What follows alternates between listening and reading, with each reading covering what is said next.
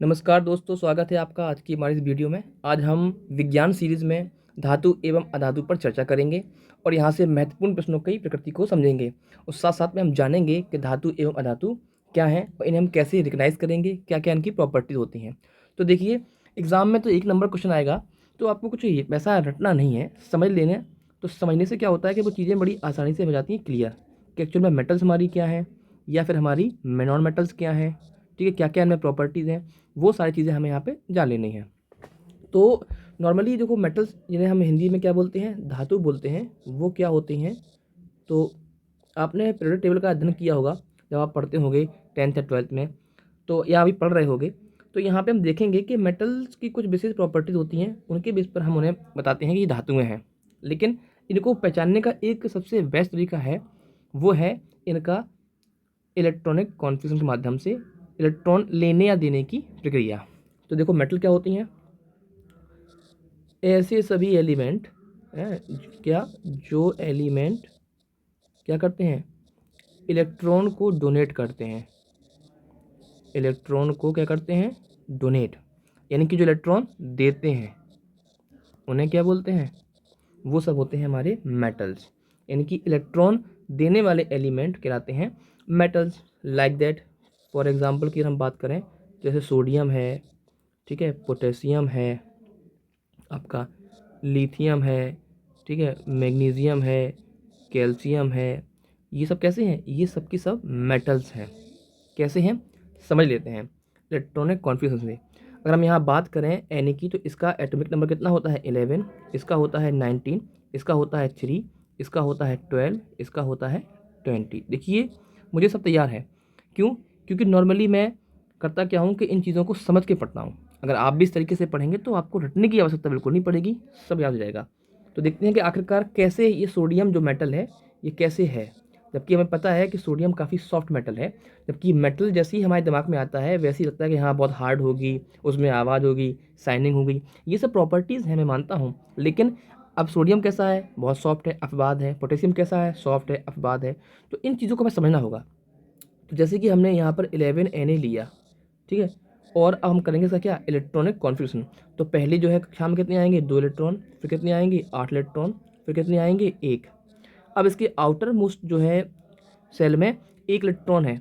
अब यहाँ से क्या करेगा, ये अपना अष्टक यानी कि ऑक्टेट को पूरा करेगा। ठीक है, क्या करेगा, ऑक्टेट यानी कि अष्टक। आप लोगों ने पढ़ा होगा बोर्ड एग्जाम में अष्टक नियम, यानी कि कोई भी एलिमेंट अपनी आउटर मोस्ट यानी कि सबसे बाहर कक्षा में नंबर ऑफ लिटिल इलेक्ट्रॉन है उन्हें 8 करने की कोशिश करेगा। तो यहाँ पे क्या करेगा कि ये सोडियम 1 इलेक्ट्रॉन आराम से दे देगा। क्या करेगा, ये 1 इलेक्ट्रॉन देगा, क्योंकि 7 ले नहीं पाएगा। इसे कोई 7 इलेक्ट्रॉन देगा नहीं, 7 लेना बड़ा मुश्किल है, इसलिए एक कैसा है, देना बड़ा आसान है। तो ये अपना 1 इलेक्ट्रॉन दे देगा, और चूंकि 1 इलेक्ट्रॉन दे देता है, लिहाजा ये कैसा हो जाएगा, Na प्लस में हो जाएगा परिवर्तित। तो चूंकि इलेक्ट्रॉन दे रहा है तो ये कैसा है, हमारा मेटल्स है। ठीक है, क्या हुआ, अगर इलेक्ट्रॉन दे रहा है तो ये हमारा हो जाएगा मेटल्स। तो यहाँ से ये 1 इलेक्ट्रॉन जो हमें मिल रहा था, तो ये क्या करेगा, यहाँ पर डोनेट करेगा। क्या कर रहा है यहाँ पे, डोनेट। तो डोनेट करने वाले सब के सब होंगे मेटल्स। अगर इस प्रकार से हम बात करें आपके 12 Mg की, तो यहाँ पर भी देख लेते हैं हम, ये जाएगा 2, ये 8, ये 2। तो 2 इलेक्ट्रॉन ये दे देगा किसी को भी। ठीक है, 6 मिलेंगे नहीं, ये 6 ले नहीं पाएगा, 2 दे देगा। दे देगा तो Mg प्लस प्लस में आ जाएगा, ये चेंज हुआ है, तो ये भी हमारी क्या हो जाएगी, ये भी हमारी मेटल है। यानी कि हमने यहाँ पे क्या जाना कि वो सारे एलिमेंट जो इलेक्ट्रॉन को देते हैं, ठीक है, इलेक्ट्रॉन डोनेट करते हैं, उन्हें क्या बोलते हैं, मेटल्स। और यही वजह है कि मेटल्स को हमने एक नया नाम भी दे रखा है केमिस्ट्री के हिसाब से, इलेक्ट्रोपॉजिटिव एलिमेंट। क्या बोलते हैं हम लोग, इलेक्ट्रोपॉजिटिव एलिमेंट। तो इलेक्ट्रोपॉजिटिव एलिमेंट को हम बोलते हैं मेटल्स। ठीक है, इलेक्ट्रो का मतलब है इलेक्ट्रॉन, पॉजिटिव का मतलब है देने से आया हुआ चार्ज, और एलिमेंट तो हमारा वो तत्व है ही। ठीक है, तो इस तरीके से आप इसको ध्यान रखिएगा। अब इनकी हम प्रॉपर्टी पढ़ते हैं कि गुणधर्म क्या होते हैं। तो भाई कोई भी जो मेटल है उसके जो गुणधर्म है, इनकी प्रॉपर्टी ऑफ मेटल, वो हम पढ़ेंगे। तो कुछ कॉमन कॉमन की गुणधर्म की प्रॉपर्टी हैं, विशेषताएं हैं, जिनके आधार पर हम तत्वों को पहचान लेते हैं कि ऐसी अगर ये वाली प्रॉपर्टीज़ हैं, ये विशेषताएं हैं, तो वह तत्व कैसा है, मेटल्स है। तो नंबर 1 पर जो प्रॉपर्टी हमारी आती है, ठीक है, वो होती है हार्ड। क्या है, हार्ड, यानी कि मेटल कैसी होती हैं, कठोर होती हैं, ये ध्यान रखना। लेकिन सभी मेटल नहीं होती हैं, लेकिन वैसे लगभग सभी होंगी, लेकिन कुछ ऐसी मेटल हैं जो कठोर नहीं होती हैं। तो अगर हम बात करें इसके अपवाद के रूप में, ठीक है, अगर अपवाद की हम बात करें तो उसमें आपका जो है सोडियम आएगा, उसमें आपका पोटेशियम आएगा। ये कैसी हैं, ये अपवाद के स्वरूप में आती हैं, ये काफ़ी सॉफ्ट होती हैं और इन्हें हम आसानी से क्या, चाकू से काट सकते हैं। तो ये कट विद नाइफ, ठीक है, चाकू से इन्हें आराम से काट सकते हैं हम लोग। ठीक, उसके बाद नंबर 2 पे जो है ये कैसी होती है, ये होती है सोनारस होती हैं। इनमें एक गुण होता है सोनारिटी की, यानी कि यह क्या करती हैं, यह ध्वनि को पैदा करती हैं। कब, जब इनको हम पीटते हैं ध्वनि उत्पन्न करेंगे ये। अगर हम मेटल की हैमरिंग करेंगे या मेटल से मेटल को टकराएंगे तो उनमें आवाज़ पैदा होती है, ठीक है। तो ये होना चाहिए इनमें एक। इसके बाद नंबर 3 की बात करें तो इनकी जो डेंसिटी है वो कैसी होती है, वह काफ़ी ज़्यादा होती है, यानी कि घनत्व, मेटल का जो घनत्व है वह कैसा होता है, अधिक होता है। क्वेश्चन आ सकता है कि मेटल का यानी कि धातुओं का जो घनत्व है वो कैसा होता है, तो आप बताएंगे धातुओं का घनत्व अधिक होता है। जबकि इसका उल्टा कर दोगे, जो नॉन मेटल्स हैं यानी अधातुएं हैं उनका घनत्व कैसा हो जाएगा, काफ़ी कम हो जाएगा। इसके बाद नंबर 4 पे है डक्टिलिटी, मोस्ट इम्पॉर्टेंट है भैया, याद कर लीजिए। डक्टिलिटी का मतलब होता है तन्यता, ठीक है, यानी कि किसी मेटल्स को, किसी धातु को वायर के रूप में परिवर्तित करना, ठीक है, तार के रूप में परिवर्तित करना। आपने देखा होगा कॉपर के तार देखे हैं आपने, एल्यूमिनियम के तार देखे हैं आपने, ठीक है, ऐसी गोल्ड के भी तार होते हैं, तो तार के रूप में। तो सबसे ज़्यादा मोस्ट डक्टाइल, ठीक है, सबसे ज़्यादा जो है तन्यता का गुण किसमें होता है, मोस्ट डक्टाइल, यानी कि तन्यता का गुण जो होगा वो होगा किसमें, गोल्ड में, यानी कि सोने में। गोल्ड को हम लोग AU से करते हैं प्रदर्शित, ठीक है, ये क्या है हमारा, सोना है। तो इसमें जो है सबसे अधिक जो है डक्टिलिटी होती है, यानी कि मेटल्स को हम अगर देखें, इसके हम वायर बनाएं तो बहुत लंबे लंबे वायर बनाए जा सकते हैं और बहुत ही पतले वायर बनाए जा सकते हैं, ठीक है। तो इस तरीके से हम जानते हैं डक्टिलिटी एक इसका क्या है। हालांकि आप वायर लोहे के भी बन जाते हैं, कॉपर के बनते हैं, एल्यूमिनियम के बनते हैं, लेकिन जो सबसे पतले और सबसे लंबे, कम से कम मेटल में, कम से कम मात्रा में लंबा सा लंबा तार बनाया जा सकता है, वो है हमारे सोने का। इसीलिए मोस्ट डक्टाइल एलिमेंट कौन सा है हमारा, सोना है। उसके बाद देखो नंबर 5 पर देखते हैं हम लोग मेलिएबिलिटी, ठीक है, मेलिएबिलिटी, यानी कि इसका मतलब होता है इसको सीट के रूप में, ठीक है, इनको जो है सीट यानी कि चादर के रूप में परिवर्तित करना। आप लोगों ने देखो लोहे की और एल्यूमिनियम की और आपकी ये टिन वगैरह की चादरें देखी होंगी, तो सीट चादर के रूप में हम परिवर्तित कर सकते हैं इनको। तो इसमें भी हम देखते हैं कि मोस्ट जो मेलिएबल हमारा एलिमेंट है, ठीक है, मोस्ट मेलिएबल एलिमेंट है, तो वो भी कौन सा है हमारा, गोल्ड ही है, याद रखना आप लोग, ठीक है, सोना ही हमारा है। यानी कि सोने को अगर हम चादर के रूप में परिवर्तित करें तो बहुत ही पतली से पतली चादर बनाई जा सकती है। अगर आपने केमिस्ट्री में रदरफोर्ड का अल्फ़ा पार्टिकल एक्सपेरिमेंट पढ़ा हो, उसमें साफ बताते हैं कि उन्होंने गोल्ड की ही क्या ली थी, बहुत पतली चादर ली थी, एक एल है गोल्ड फॉयल ली थी, जो सब इस्तेमाल करते हैं गोल्ड फॉयल, इनकी बहुत पतली चादर ली थी जिस पर उन्होंने अल्फ़ा पार्टिकल की क्या की थी, बॉम्बरिंग की थी, ठीक है। तो ये आपको थोड़ा ध्यान रखना होगा कि सबसे ज़्यादा मोस्ट मेलिएबल, सबसे ज़्यादा चादर के रूप में परिवर्तित करने का अगर किसी में गुणधर्म है तो वो हमारे सोने में ही है। तो अब यहाँ से हमने क्या जान लिया जो खास खास इंपॉर्टेंट है। तो एग्ज़ाम में आएगा मेटल्स का घनत्व कैसा होता है, तो आप बताएंगे अधिक होता है, ठीक है। मेटल कैसी होती हैं, हार्ड या सॉफ्ट, तो आप बताएंगे हार्ड होती हैं, लेकिन कुछ ऐसी हैं जो नहीं होती हैं। तो पूछेंगे सोडियम किस प्रकार की है, सॉफ्ट या हार्ड मेटल, तो आप बताएंगे ये कैसी हैं, ये दोनों की दोनों सॉफ्ट मेटल हैं। कैसी हैं ये दोनों की दोनों हैं आपकी सॉफ्ट मेटल पड़ जाती हैं और इनको हम चाकू से काट सकते हैं और ये बहुत तेज़ी से क्या होती हैं, बहुत अधिक ये रिएक्टिव भी होती हैं। ये मेटल्स में सबसे तेज़, सबसे अधिक अगर रिएक्टिव कोई है तो वो यही दोनों ही हैं।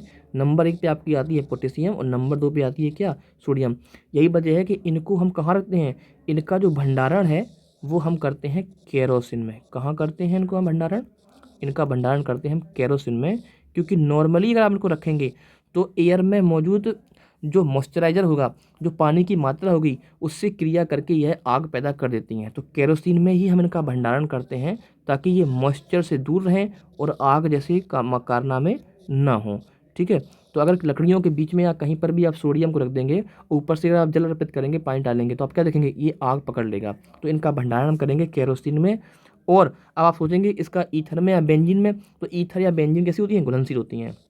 इनकी सोडियम और पोटेशियम कैसी होती हैं, ये दोनों धातुएं जो है ईथर में और आपके बेंजीन में कैसी होती हैं, घुलनशील होती हैं। ठीक, ये होती हैं घुलनशील। देखिए एक साथ में काफ़ी कंजस्टेड लिखता जा रहा हूँ, तो आप लिखने पर मत जाइए, मैं समझा रहा हूँ, आप तो केवल मेरी आवाज़ पर जाइए, मैं आपको क्या बता रहा हूँ, और कॉपी पेन लेकर के बैठिए और इन चीज़ों को साथ में आप नोट करते चलिए, क्योंकि जब आप नोट करेंगे तो आपको फ़ायदा होगा। ठीक है, इसके बाद चलिए अब हमें मैलिबिलिटी हो गई है, कुछ और भी हम इसकी खास खास प्रॉपर्टीज़ को जान लेते हैं जो इम्पोर्टेंट है, जैसे कि इनका मेल्टिंग और बॉइलिंग पॉइंट कैसा होता है। ठीक है, मेल्टिंग एंड बॉइलिंग पॉइंट।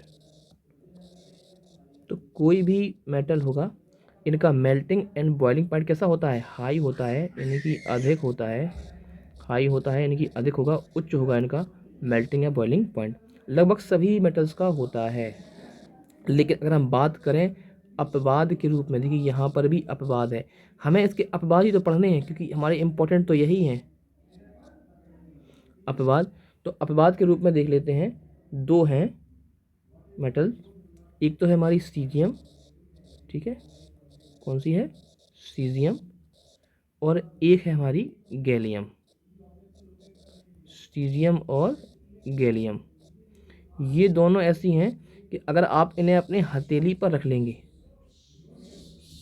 कैसी, अगर आप इन्हें रखेंगे हथेली पर, तो आप पाएंगे कि यह पिघल जाती हैं। तो हथेली पे रखने भर से पिघल जाती हैं, यानी कि ये बॉडी टेम्परेचर पर ही पिघल जाती हैं। हथेली पर रखने से कैसी होती हैं, पिघलती हैं, यानी कि ये बॉडी टेम्परेचर पर ही लिक्विड फॉर्म में आ जाती हैं। तो कितना होता है हमारा बॉडी टेम्परेचर, तो बॉडी जो टेम्परेचर होगा हमारा वो होता है 36 से 37 डिग्री सेल्सियस। तो इतने पर ही क्या हो जाएगी, इतने पर ही ये आपकी द्रवित हो उठेंगी, यानी कि लिक्विड में बदल जाएंगी। ठीक है, तो ये आपको ध्यान है सीजियम एंड गैलियम। इसके बाद देखिए एक और प्रॉपर्टी है जिससे हम सब लोग वाकिफ़ हैं, हम जानते भी हैं कि जो मेटल्स होती हैं ये हमारी इलेक्ट्रिसिटी यानी कि विद्युत एंड और आपकी हीट यानी कि ताप की कैसी होती हैं, गुड कंडक्टर होती हैं। कैसी होती हैं ये, गुड कंडक्टर होती हैं, यानी कि अच्छी चालक होती हैं। कैसी होती हैं ये, अच्छी चालक होती हैं। देखिए यहाँ पर मैं ज़्यादातर इंग्लिश के टर्म इस्तेमाल कर रहा हूँ, इससे आपको कोई दिक्कत नहीं होनी चाहिए, क्योंकि मैं हिंदी में बता भी रहा हूँ आपको, लिखने में थोड़ी आसानी होती है, थोड़ा समय बच जाता है, इसलिए मैं इन टर्म का इस्तेमाल करता हूँ। और हमें इंग्लिश आनी भी चाहिए। अगर आपको गवर्नमेंट जॉब लेनी है तो हिंदी के साथ साथ आपकी जो पकड़ है वो इंग्लिश पर भी बहुत अच्छी होनी चाहिए, क्योंकि इंग्लिश ज़रूरी है। ठीक है ना, तो कैसी होती हैं, इलेक्ट्रिसिटी एंड हीट की कैसी होती हैं, ये गुड कंडक्टर होती हैं। और अगर हम यहाँ पर बात करें कि सबसे बढ़िया जो कंडक्टिविटी है हमारी इलेक्ट्रिसिटी की, तो वो हमें किस में देखने को मिलती है, वो हमें देखने को मिलती है चांदी में, यानी कि सिल्वर में। उसके बाद देखने को मिलती है किसमें, हमें सोने में। तो ये दोनों कैसे हैं, हालांकि सोने में भी अच्छी देखने मिलती है, लेकिन सोना काफ़ी महंगा पड़ जाता है, इसलिए इसका हम इस्तेमाल नहीं करते हैं। हम इस्तेमाल करते हैं किसका, चांदी का कर लेते हैं। इनमें बड़ी अच्छी इनमें गुण होता है इलेक्ट्रिसिटी को कंडक्ट करने का, ठीक है, प्रवाहित करने का। तो ये चीज़ समझ में आ गई होगी आपको मेरे ख्याल से। अब इसके बाद हम जो है डिस्कस करेंगे सबसे कीमती धातु कौन सी है, इनके कुछ विशेष हम वो देख लेते हैं, इंपॉर्टेंट मेटल्स के अपवाद स्वरूप देख लेते हैं, क्योंकि अभी हमने जितनी भी बातें की थी वो सारी बातें तो समझ में आ गई हैं, उनकी प्रॉपर्टी वाइज हैं, लेकिन अब हम जो बात करेंगे वो है हमारी इसकी प्रॉपर्टीज़ के साथ साथ इसके अपवाद। तो देखो सॉफ्ट मेटल, मैं एक बार दोबारा बता दूंगा आपको, सॉफ्ट मेटल कौन सी है हमारी, वो है हमारी सोडियम और पोटेशियम। क्या क्या है, सोडियम एवं पोटेशियम। ठीक है, सोडियम एवं पोटेशियम, जिन्हें चाकू से काटते हैं और इनका जो भंडारण है वो हम करते हैं किसमें, केरोसिन में, वरना ये कैसी हैं, आग लगा देती हैं और साथ साथ में कैसी होती हैं, मोस्ट रिएक्टिव। कैसी होती हैं ये, मोस्ट रिएक्टिव भी होंगी,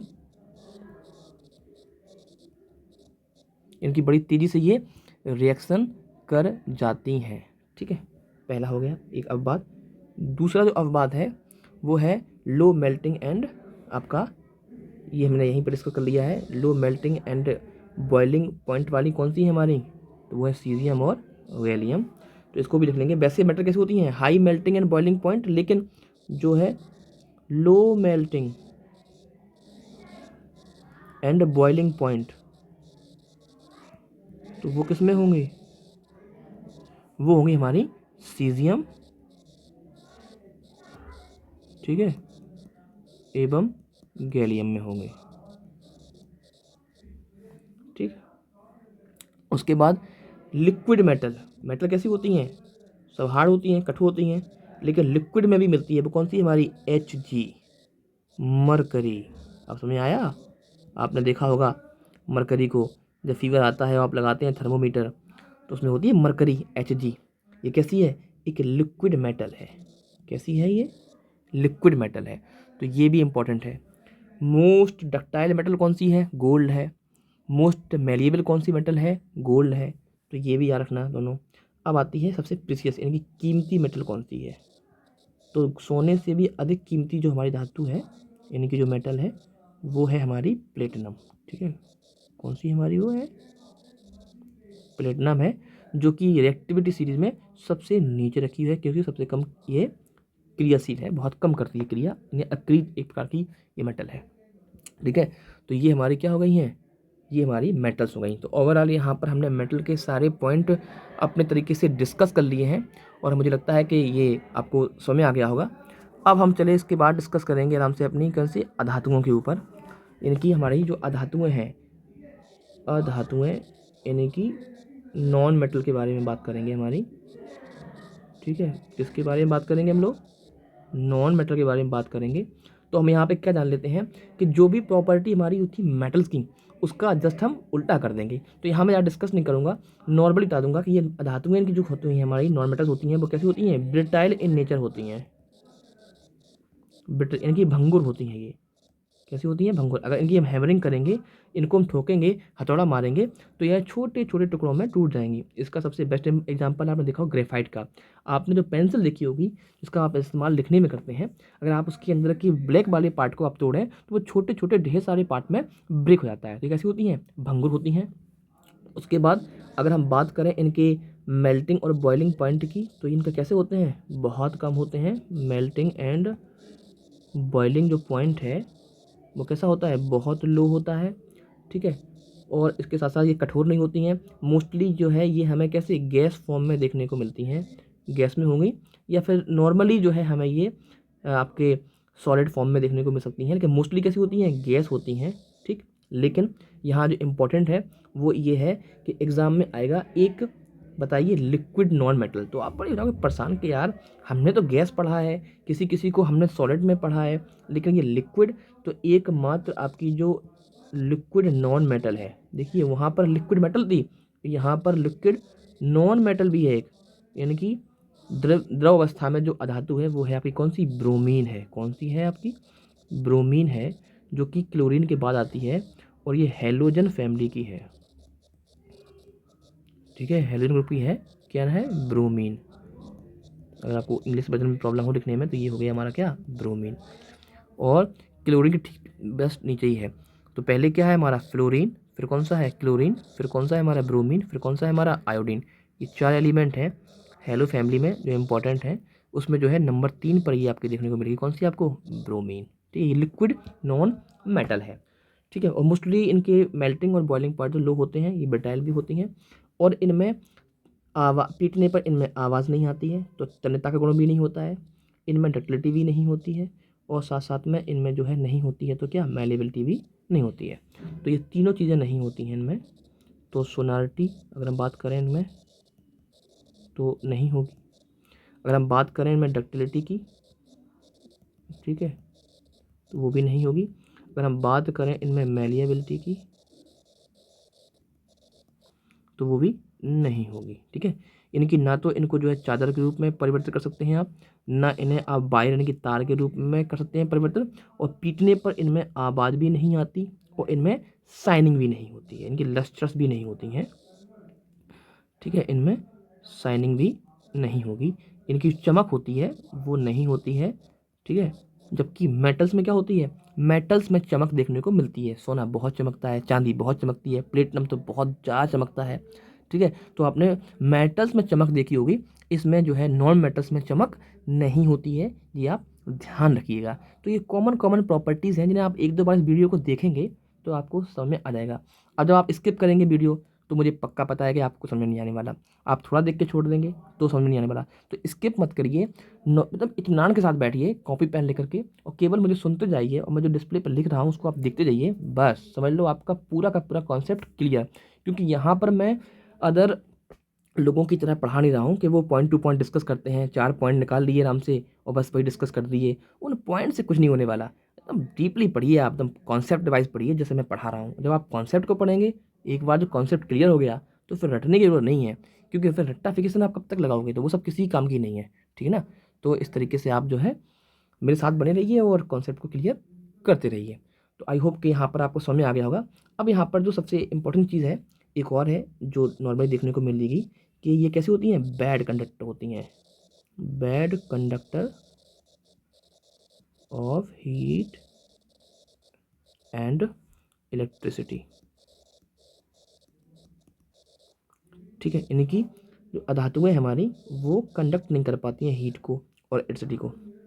पर यहाँ पर हम क्या देखते हैं कि एक हमें ऐसी नॉन मेटल देखने को मिलेगी जो कैसी होगी, वो है हमारी good conductor of heat and electricity, वो है हमारी क्या, ग्रेफाइट, ठीक है। ये अपवाद स्वरूप है कि ये कैसी होती है, ये होती है आपकी गुड, ठीक है। ये कैसी रहेगी हमारी, good conductor of heat and electricity, तो वो कौन सी है हमारी, ग्रेफाइट है। ग्रेफाइट, जी हाँ, पेंसिल में की निब में आपने जो ब्लैक ब्लैक पार्ट देखा है अंदर, उसी को बोलते हैं क्या, ग्रेफाइट। तो ये आपको पेंसिल में देखने को मिल जाएगा ग्रेफाइट। अगर आप एक पेंसिल को लीजिए और उस पेंसिल को आप दोनों तरीके से छील दें, दोनों तरफ से क्या निब निकाल दें, इस तरीके से बना दें आप, ठीक है।